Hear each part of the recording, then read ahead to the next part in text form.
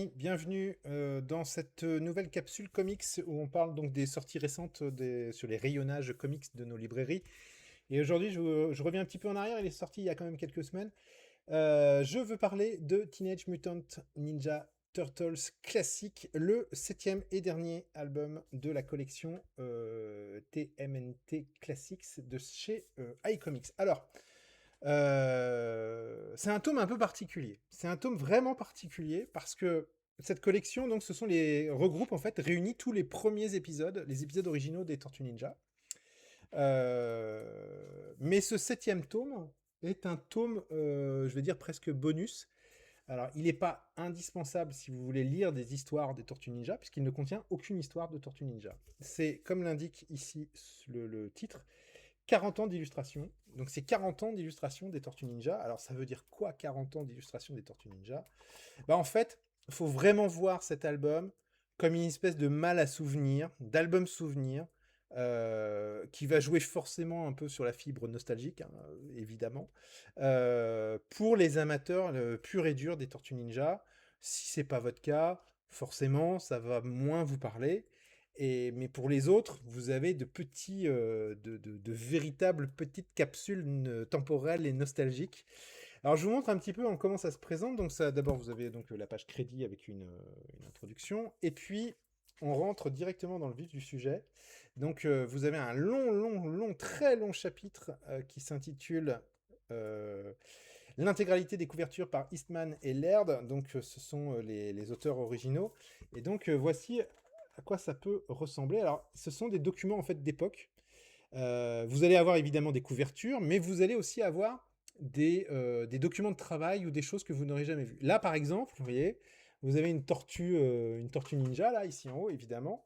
Et ben, comme le dit à chaque fois, vous avez en fait les différents éléments, et puis vous avez en bas ici ou sur le côté le petit descriptif. Bah, cette tortue, c'est le premier dessin d'une tortue ninja réalisé au crayon en 83 par Kevin Eastman, qu'il a ancré fin 84.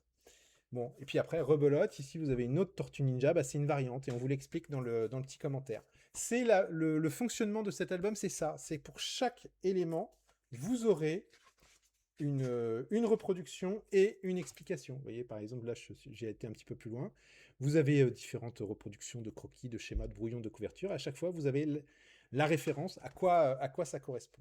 Alors, c'est assez précieux pour les gros amateurs de Tortue Ninja parce que ça permet de remonter dans le temps, de découvrir un petit peu plus tout le travail graphique qui a été fait par Eastman. Vous voyez, par exemple, ça, c'est une pub. C'est une pub pour les Tortues Ninja, pour le premier numéro des Tortues Ninja. Puis ensuite, vous avez l'original de la couverture qui a servi en fait pour cette pub. Et puis ensuite, vous avez la version imprimée, vous voyez, qui est plus tout à fait exactement la même. Et si vous y regardez de très près, en fait, vous verrez que vraiment, c'est pas tout à fait la même. Euh, En tout cas, pas tout à fait la même que, pardon, ah, je suis en train de me planter, excusez-moi. Voilà, c'est celle-là, pardon, qui n'est pas tout à fait la même que celle qu'on voit dans la pub, parce que, comme l'explique le commentaire, vous avez en fait des effets de Tipex qui ont été réalisés. Vous voyez, les traits blancs, là, en fait, sont réalisés au Tipex pour améliorer la lisibilité des personnages par rapport à la couverture que l'on a pu voir ici sur la publicité. Donc vous voyez, on est sur du détail, hein, évidemment, on est là, vraiment c'est pour les fans, hein, d'accord. Il y a aussi beaucoup de ça, c'est-à-dire que le croquis, la version imprimée, et qui permet de comparer en fait les deux versions.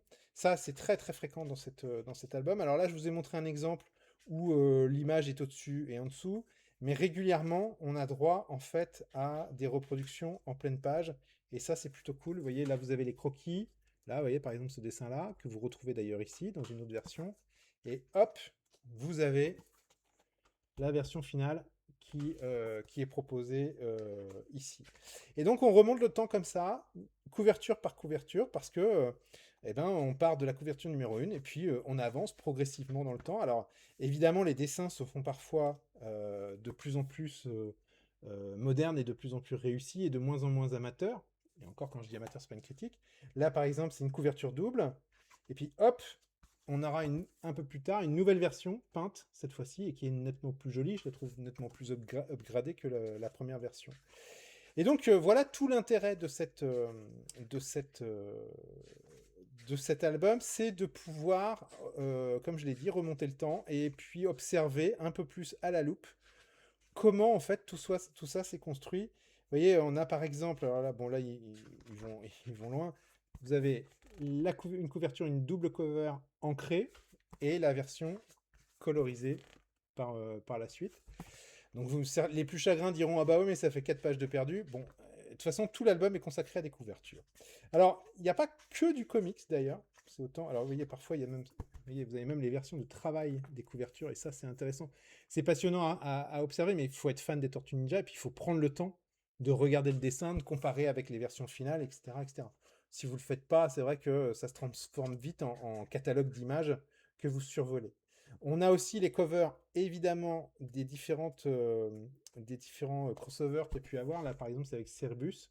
Vous voyez, Cerbus, c'est ce personnage-là. Alors, si vous ne connaissez pas Cerbus, je vous invite à acheter je crois que c'est l'intégrale qui est chez Delcourt. Autre élément vraiment chouette et vraiment pas mal, c'est que vous avez ça aussi, c'est-à-dire des photos d'époque qui montrent en fait un petit peu, qui racontent en fait l'histoire, voire même l'âme des Tortues Ninja. Vous voyez là par exemple, cette première photo, alors on la verra probablement pas très très bien, c'est des cartons dans un appart qui contiennent des comics, et ben c'est les exemplaires livrés par l'imprimeur. Voilà, les premiers exemplaires des Tortues Ninja 1 livrés par l'imprimeur. Euh, Là, par exemple, vous avez une photo d'une maison qui est en fait un studio, qui a été aménagé en studio par les dessinateurs. Et donc, bah, on découvre comme ça, petit à petit, l'histoire des Tortues Ninja.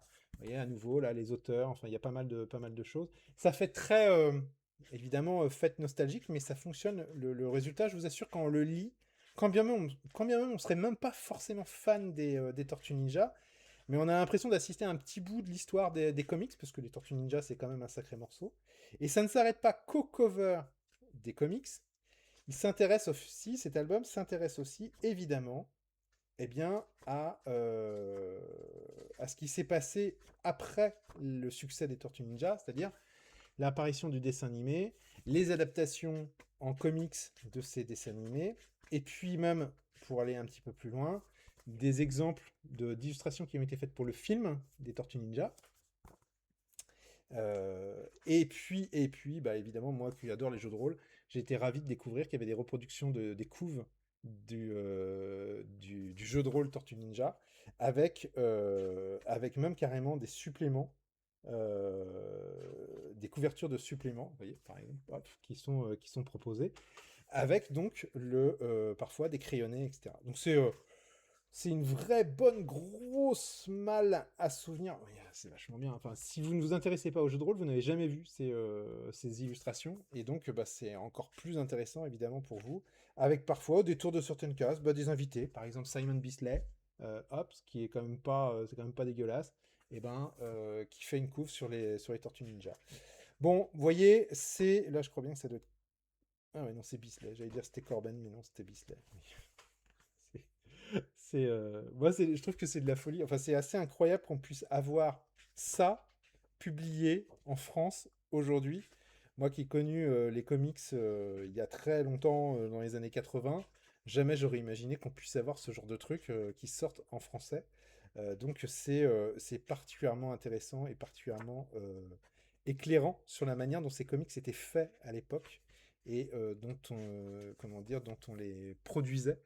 Donc, comme je dis, c'est une vraie malle à souvenir. Encore faut-il accepter ce voyage dans le temps. Mais pour les amateurs comme moi, alors je suis pas un grand fan des Tortues Ninja, hein, mais moi j'ai vraiment apprécié de me replonger dans cet univers, dans cette époque, de le découvrir côté coulisses. Et je trouve que bah, ce tome 7 qui pourrait, certains collectionneurs pourraient se dire, bon, bah, j'en ai pas besoin, finalement, il n'y a pas d'aventure dedans.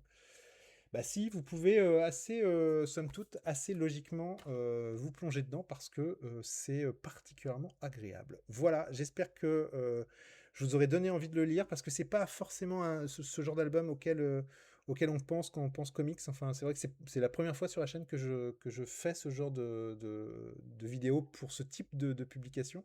J'espère que ça vous plaira, que ça vous donnera envie. N'hésitez pas à me le mettre en commentaire. Voilà, on approche les 10 minutes, donc il va être temps que je vous laisse. Je vous dis à très très bientôt. Salut, ciao ciao.